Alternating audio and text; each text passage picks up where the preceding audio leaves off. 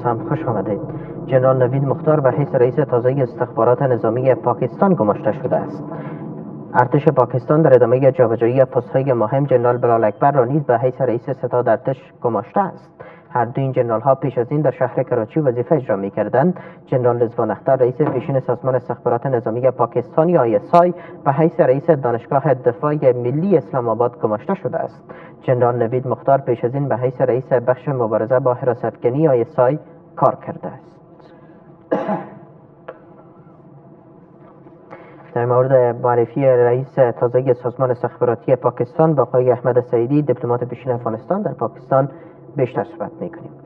آقای سعیدی، عرض سلام بر شما، سپاسگزارم از حضورتان در تورو نیوز. واقعا انتخاب جنرال نوید مختار را به حیث رئیس تازه سازمان استخباراتی پاکستان با این ویژگی‌هایی که این فرد داره چگونه می‌بینید؟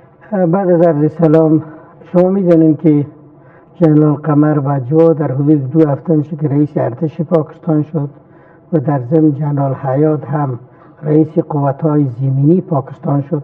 در پاکستان معمول است که کسی که رئیس ارتش میشه یک تعداد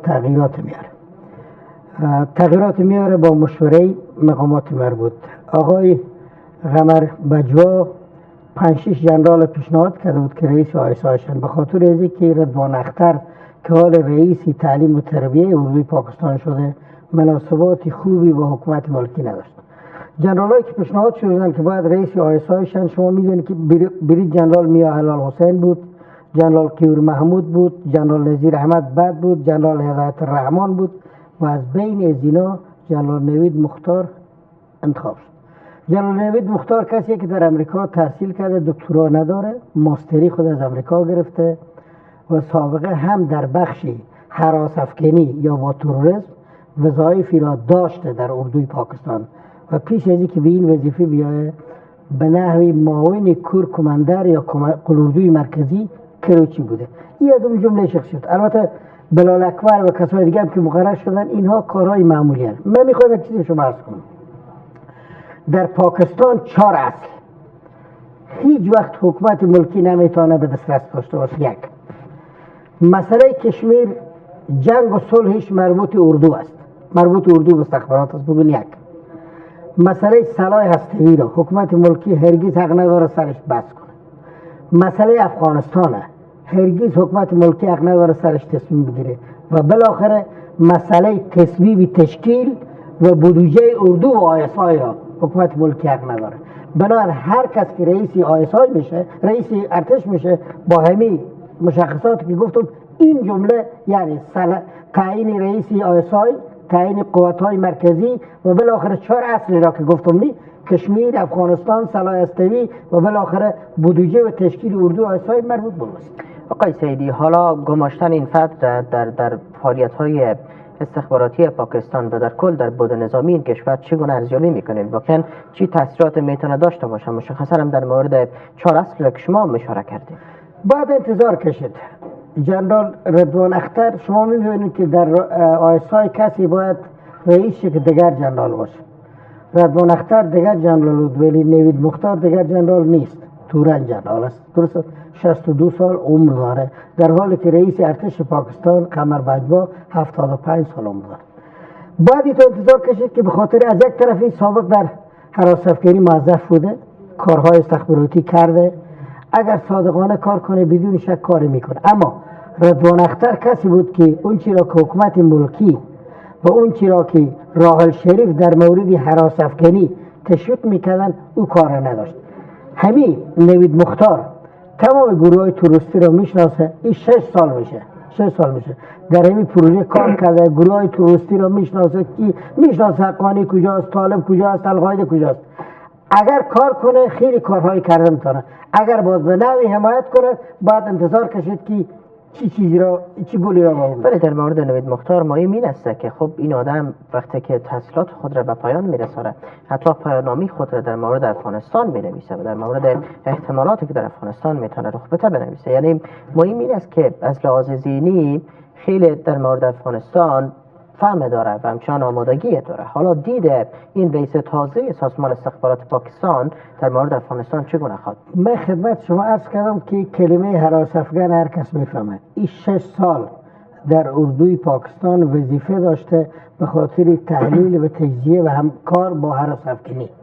بنان این همه چیز بلد است. ای که به طرف مثبتش یعنی به جهت سرکوبیش کمک میکنه یا به جهت تشویقش، من حالا نمیتونم چیزی بگویم. باید انتظار کشید به خاطر اینکه رضوان اختر در اوایل که وقتی که رئیس آیسا شد گفته میشد که تروریست‌ها سرکوب میکنه، اما در آخر پیوندی بسیار عمیقی پیدا کرد با اونا که بالاخره بین روال شریف و او مشکلات پیدا شد.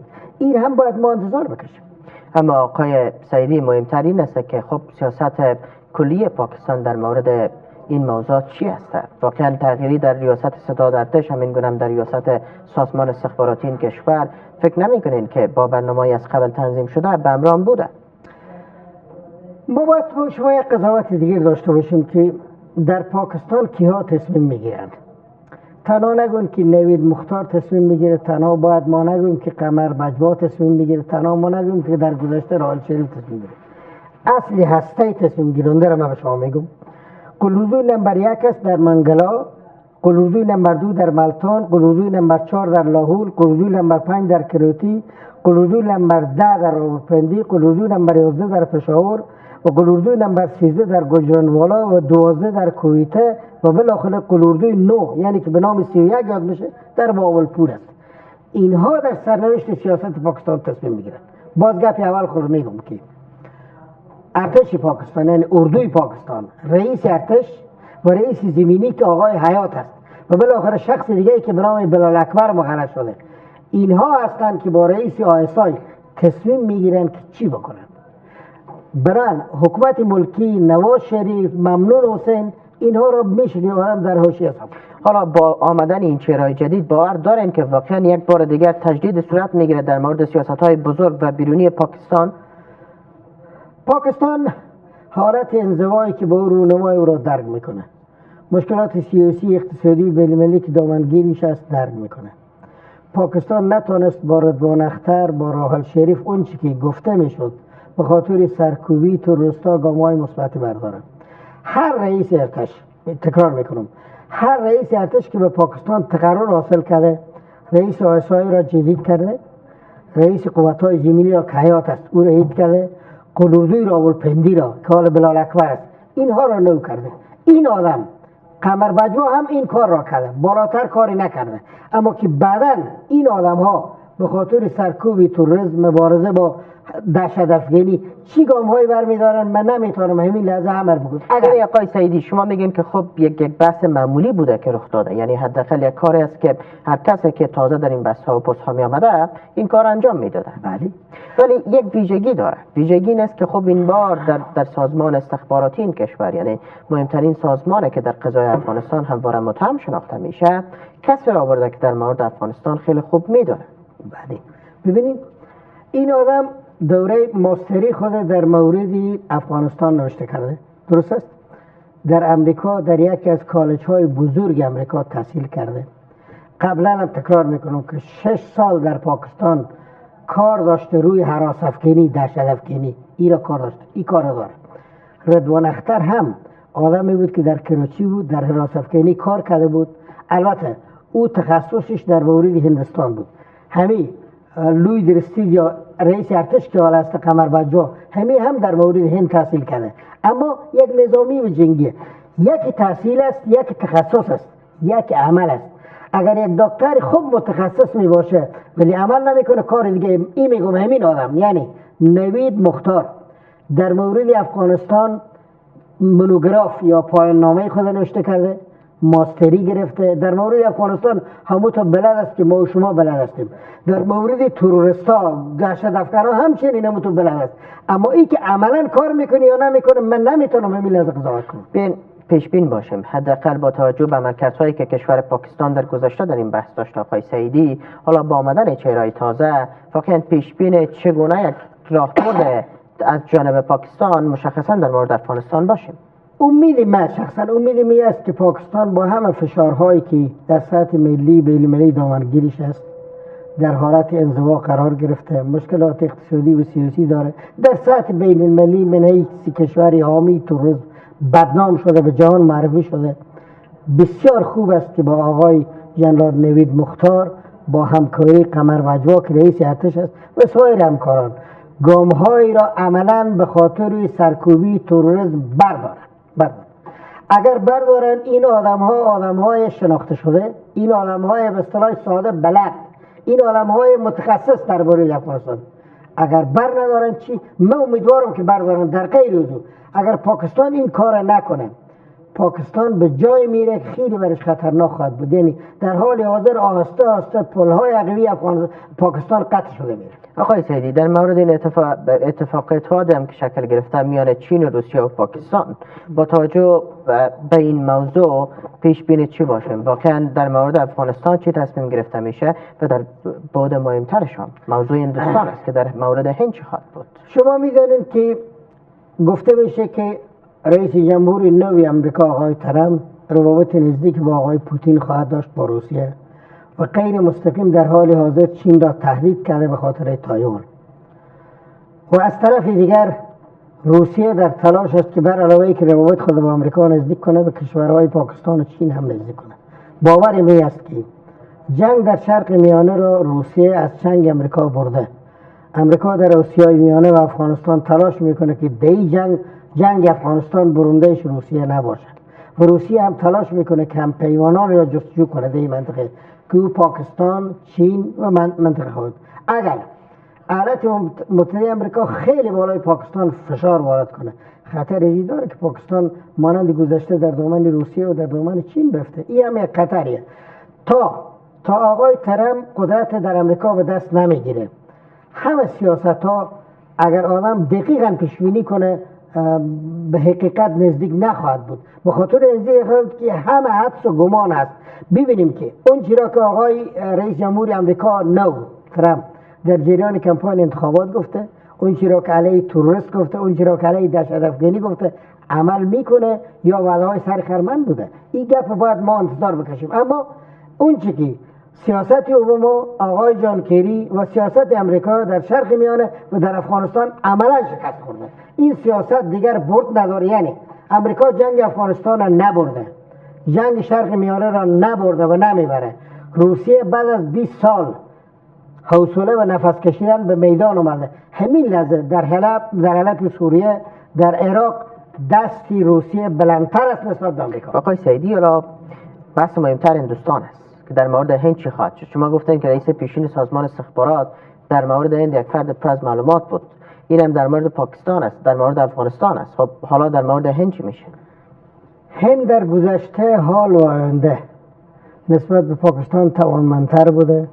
دو جنگی که بین هند و پاکستان صورت گرفته سر مسئله پاکستان شرقی بنگلادش، در جنگ کارگیل پاکستان ضربه بزرگی خورده و به هندوستان تسلیم شد. پاکستان هیچ وقت جرأتی مقابله را با هندوستان نداره. این یک. دوم، همین لحظه که ما و شما صحبت میکنیم پاکستان 700 و چند هزار اردو داره، هندوستان 2 میلیون اردو داره. هیچ این مقابلی مقیاسی و قابلی مقیاسه نیست ایران. اما اگر پاکستان آماده باشه هر لحظه هند میتونه رو سرکوب کنه، در سیالکوت حمله کنه، در جایی به خاطر از اینکه مناطقی را که میبینید تا حال پاکستان نتونست که جایگاه های سلاحی مهم و اسطوری هند پاکستان کشف کنه. من خدمت شما عرض میکنم که هندوستان میدونه که سلاح‌های مهمی پاکستان در قالچور است، در جایگاه است، در جاسما است، دیره قوزی خان است، سرای خاران است، لاهور است، ملتان است، تکسیلا است، سرگوده است. اینا رو همه میدانن. بسیار عادی است. من به شما مسئولانه میگم که جنگ بین هند پاکستان از زمین تا آسمان. شما سن شما یاد شما نمیاد، دوستایی که یاد شما میاد در جنگ بنگلادش شما میدونید که جنرال اسقرخان بدون چون و چرا سلاح خود به جنرال هندی تسلیم کرد. ذوالفقار علی بوتو در ملل متحد بود، گفت پاکستان 100 سال دیگر می جنگه و ملل متحد بود، ما تسلیم نمیشیم. 10 دقیقه بعد سرمنشی ملل متحد اوتان بود، اعلان کرد که تمام اردوی پاکستان تسلیم شده، سجده کردن به زمین. این گپ هند. اما آقای سیدی فراموش هم نکنیم که اولا معضل در کشمیر میان هند و پاکستان جریان داره و تا چندین ماه میشه کارت اضطرار است اونجا و مردم امروزه با مشکلات زیاد مواجه هستند و تا هند و پاکستان در این زمینه به یکدیگر هشدارهای بلند هم دادن. پس این معضل چی میشه؟ دو زخم خونینی زمانی که انگلیسا منطقه را ترک میکردن در 1947 دو زخم خونین ماندن، یکی مسئله خط دورند، یکی مسئله کشمیر. من فکر میکنم که این معضله ها هر دو معضله به زودی ها حل نخواهد شد و تا هند و پاکستانی وجود داره کشمیر در همین حالت خواهد بود، مانند که مسئله الاقصی در فلسطین مشکل داره. پس حالا حداقل روابط هند و پاکستان چی میشه؟ روابط هند و پاکستان هیچ حسنه نیست، رو در گذشته هم نبوده. با 69 سالی که از عمر امروز این هر دو کشور میگذره، من گفتم 2 مرتبه اینا جنگ گرم کردن، جنگ کارگیلا، جنگ بنگلادش. یا شما هستید پاکستان شرقی جنرال یحیی خان رئیس پاکستان بود، ذوالفقار علی بوتو صدر اعظم بود. جنگ بنگلادش شیخ مجیب الرحمن وقتی که به هند رفت، به چند روز هند بنگلادش از اونها جدا کرد، به چند روز استقلال. یعنی بدنه پاکستان همین بنگلادش که حالا اضافه تر از 170 میلیون نفوس داره، از بدنه پاکستان هند جدا نکرد. یاد تاریخ‌دانا هم هست پاکستان هیچ از دستش نشد تا 1 سال 2 سال بنگلادش به رسمیت نشد. حالا این معرفی افراد و چهره‌های تازه در مورد این مشکلات چه تاثیر میتونه داشته باشه آقای سعیدی؟ من باز تکرار میکنم، همین آدم نوید مختار در مورد افغانستان، در مورد تروریسم متخصص ترین جنرال پاکستانیه. اگر این به حکم وجدان به خاطر سرکوب تروریستا اقدام کنه، لانه و کاشانه و جایگاه و منبع تنبیل همه رو میفهمه. این کار خواهد کرد؟ باید انتظار کشید. در گذشته ما خیلی اعتماد کردیم. مثلا دولت حکومت وحدت ملی رضوان اختر آورد به کابل، به تمام دستگاه استخبارات به نشان داد. راحل شریف آورد تمام دستگاه استخبارات به نشان داد. همین آقای قینی که اینجاست. در مقابل ما چی کردن؟ حالا اگر ما خوشبینی کنیم به نوید مختار، خوشبینی کنیم، من تشویش دارم که این هم پا به جای رضوان اختر خواهد گذاشت. ولی من مسئولانه میگم که اگر صادقانه کار کنه، آدم آگاه است از قضای افغانستان، به خاطر اینکه که همین ماستری خود درباره افغانستان نوشته کرده، درباره افغانستان معلومات داره، درباره افغانستان تحصیل کرده، درباره افغانستان کتاب نوشته کرده. با نسبت به ارتش پاکستان که 75 سالی 62 ساله آدم است، جوان است، در کراچی کار کرده، قبلا براس افغانی بوده. اگر نکنه یعنی چی؟ باز از حضور شما آقای احمد سعیدی، دیپلمات پیشین افغانستان در پاکستان، سپاسگزارم. سپاس از شما. تشکر.